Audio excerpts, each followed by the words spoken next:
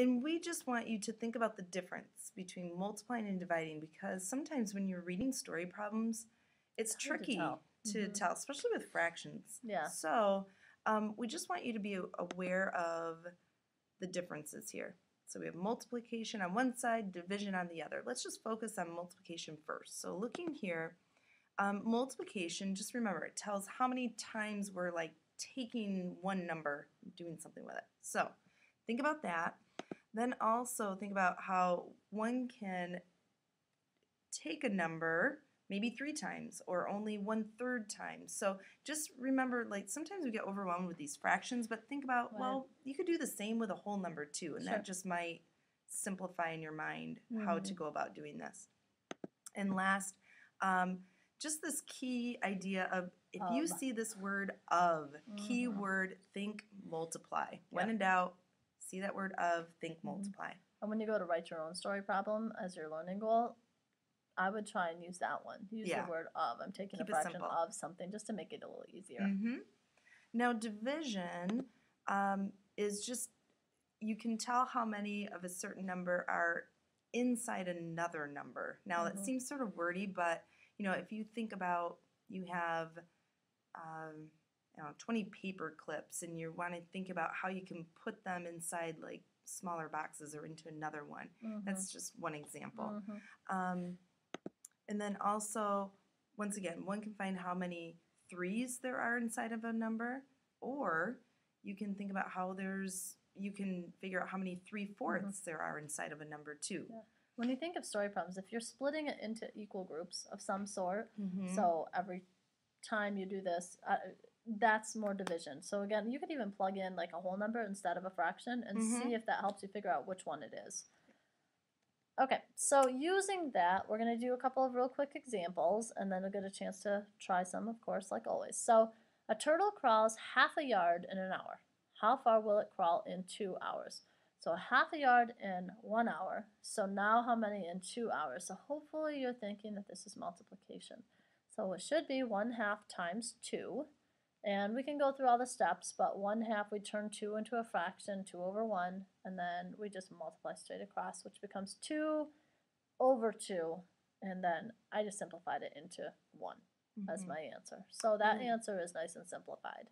One thing I was just thinking of too, since this is a story problem, you'd probably want to add a label, like 1 yard. So. Ooh, yeah. Whoops. Okay. Next one, I don't think we labeled any of them. We'll have to see. You need to do better than us. Okay. A turtle crawls half a yard in an hour. So again, same thing. How far will it crawl in half an hour? So again, I'm still taking of something. So this time, instead of it being a half of 2 hours, I'm taking a half of a half an hour. So I'm still multiplying. I'm just multiplying fractions. So 1/2 of 1/2 is the same thing as saying 1/2 times 1/2.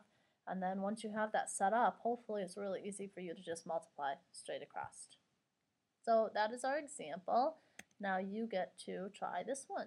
Yes. So Gianna has a recipe that calls for 3/4 of a cup of flour. She wants to use only 1/2 of the 3/4 cup. How much flour will she need? So pause and try.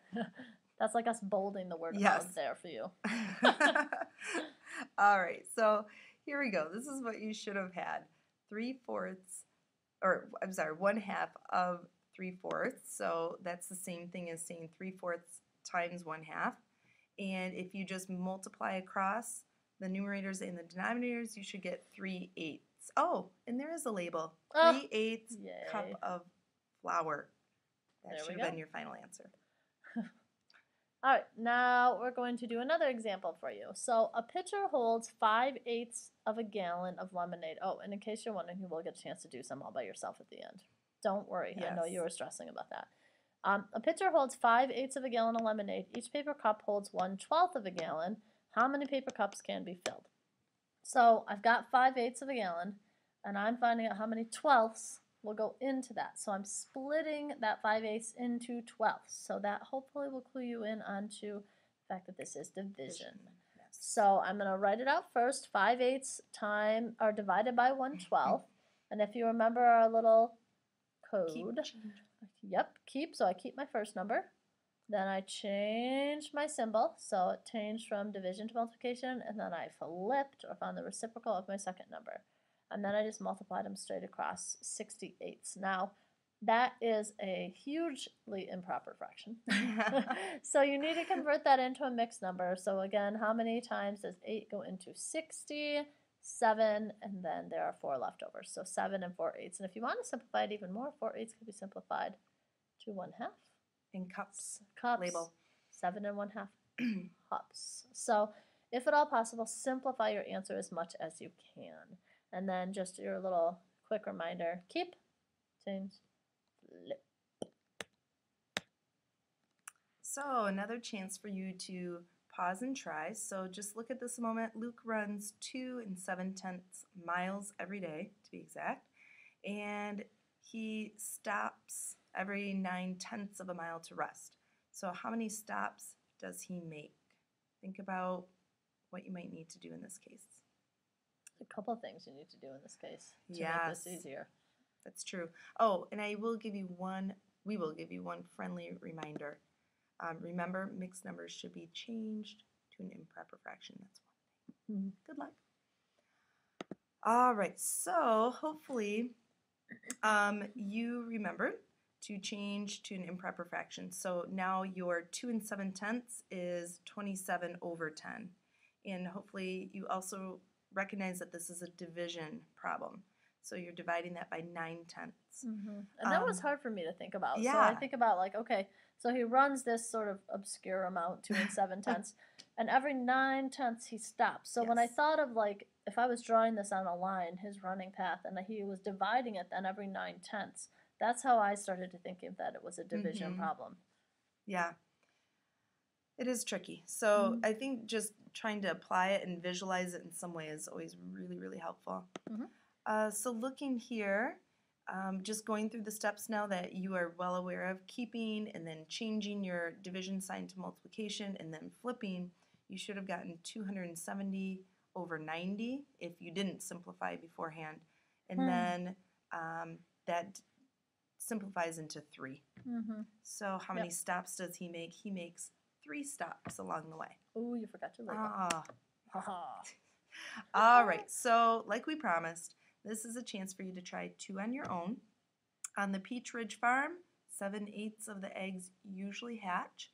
This year, only 2/3 as many eggs hatched.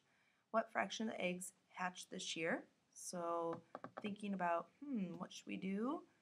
Think about it, try it. And then the second problem, and you should probably label these.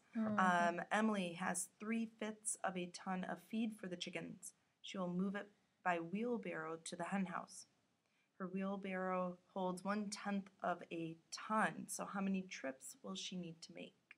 So make sure, take the time to do those, easily labeled, so when you get back with your group, you can go over those. Yeah, and then your guiding question is just writing a story problem of your own. So if you want to look Yes. back at these to help you guide, I mean, you don't want to do the exact same problem, Right. just changing the words. Make it Be more interesting. creative than that. But use these as a reference if you need to.